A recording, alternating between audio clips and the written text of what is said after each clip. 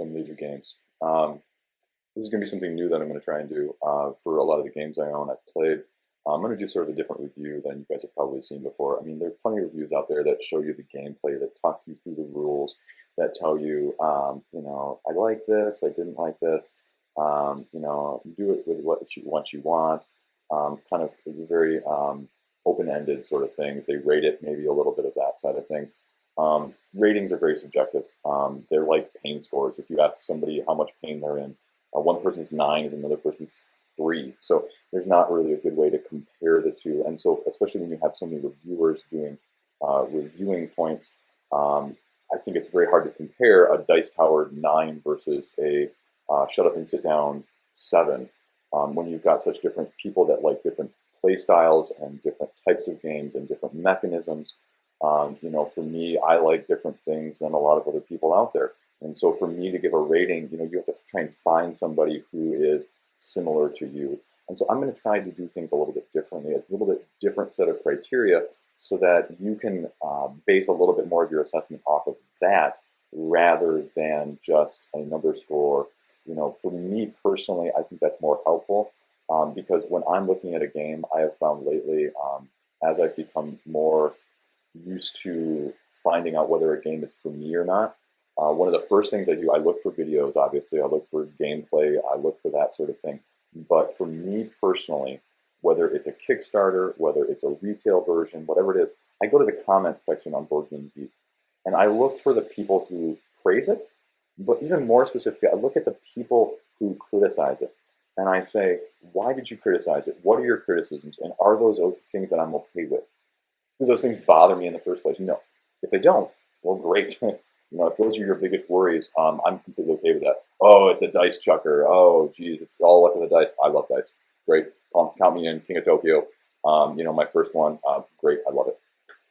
But if I do not like what I'm reading in terms of, oh, wow, that is a game breaker for me. Oh, that is a concern of mine. Then I think it's something that you need to be aware of because a lot of these other reviews, I hesitate to say this, but a lot of the reviews sort of gloss over this. They say, these are some strengths. Oh, and here's a few minor critiques, and I'm going to give it this score. I like it when people say, this is why I'm giving it what I'm giving it. It's a 7.5 because of X, Y, and Z taking away. And so it gives it a little bit more clarity in that sense. But even number-wise, it's hard to then compare apples to oranges in some of these scenarios. So I'm going to try and do it a little bit differently to give you a few of my thoughts about what I'm looking at when I'm liking or disliking a game to give a little more concrete information. Number 1, how accessible is it? Meaning, how accessible is it to someone like myself or someone who's watching this who is on Board Game Geek every single day, is experienced in playing all these types of games, whether it's worker placement, it's co-op, it's dice chucking, whatever it may be. If you're familiar with any of those types of games in the first place, it's going to make you able to learn other games similar to it much quicker. And frankly speaking, some people are just quicker at picking those up in general.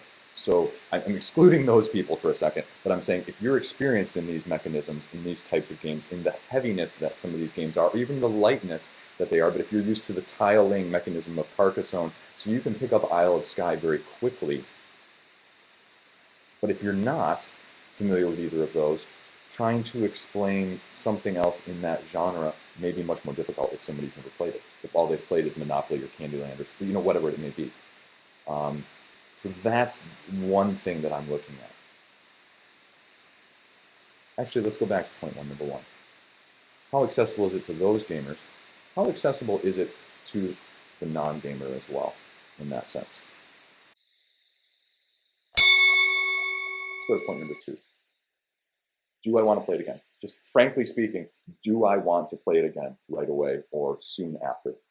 Is it going to be something that I put aside and say, when the time is right, when the audience is right, when the perfect storm and conditions line up under the heavens, I can play this game again? Oh, plenty of us have all of those games, and you've got your TI4s, and you've got your whatever it may be, the social deduction games for when you got 6 or 8 people, and that's fine. But the majority of your games aren't like that. And so to have a lot of games that fill that sort of niche is a little bit counterproductive, because you're never going to be able to get all of them to the table with any regularity. Not that that's always my biggest concern, but it's something to be aware of. And so how am I going to want to play it again? Like, how soon? Am I looking at it already for next week's game night saying, okay, now everyone, Glenmore 2 Chronicles was that way for me. It's like, okay, we had a teaching game. Let's play it again next week. We played El Grande for the first time a couple weeks ago. Blew our minds. A whole other video on this, but area control, I do not like area control, and this one was a revelation for me. Absolute revelation. The 2 of the people I play with regularly were like, we're playing that one again. That leads me to my next 2 points. Point number 3. Do I think about it afterwards? Am I thinking about strategies? Am I thinking about what went right, what went wrong? How much presence in my mind does it occupy? And so if it does occupy more, this is probably the least of these 5 that I'm really concerned about in terms of the impact necessarily, but it's something to consider. Do I think about it afterwards? Do I think about, when I pull it out next time, do I remember that game that I had previously? And do I go, remember that game? Remember that game when we did this? Remember Aeon's End when we lost to this guy just at the last turn? Remember when we played Cthulhu Death May Die? And Chris, remember when you got knocked out on the very first turn because all these bad guys spawned because you had the perfectly bad sequence of things and we lost right away? Yes, I do remember that. I remember that, and it hurts still to this day. But that's the type of thing. Do I remember it right after? Do I remember it when I play next time? Does it give that sense of enjoyment to other people? Point number 4 goes right along with that. Will I play this game over something else that's similar? A lot of people, especially the worker placement guys, I think they are actually great at this. It is that they say, am I going to play this worker placement game over a different worker placement game that is similar? It has a similar mechanisms. It's, some people are all about the same type of things. You've got the Feld guys, you've got the Kinesia guys, you've got, those sorts of, I'm going to get everything in that thing. But then you've got a lot of other people who are saying, you know what, this is my favorite Feld. Felds are very similar to me. I can only have this Feld and this Feld because I'm not going to play one of the other ones over this one. And that's okay. But this is the sort of thing I'm looking at. For dungeon crawling, for me, Cthulhu Death May Die, Rise of Moloch, Midara, is it going to beat one of those to my table? That's what I'm looking at right now. So for Massive Darkness 2, for example, it's not going to beat it to the table for me. So that's something that I'm looking at saying, what else is it going to beat to the table that's in a similar genre? And if it's not going to beat something else, after playing it, is it going to go end up on the trade pile or the sell pile then? And that's a realistic expectation to have at that point. Because if it's not going to hit the table, I am not a collector. If you're a collector, great. More power to you. I have nothing against you. But otherwise, if you're trying to keep your collection, within, like what I'm doing, where you're trying to keep stuff, relatively cycling regularly, that may not be for you. And so if it's not going to hit the table over something else that's similar, it's time to think about that. Number 5, last but not least. This was the big one. One of the most recent games we played, and I'm going to be doing a short video review on this one. It's probably going to be my first one, actually, is Iwari.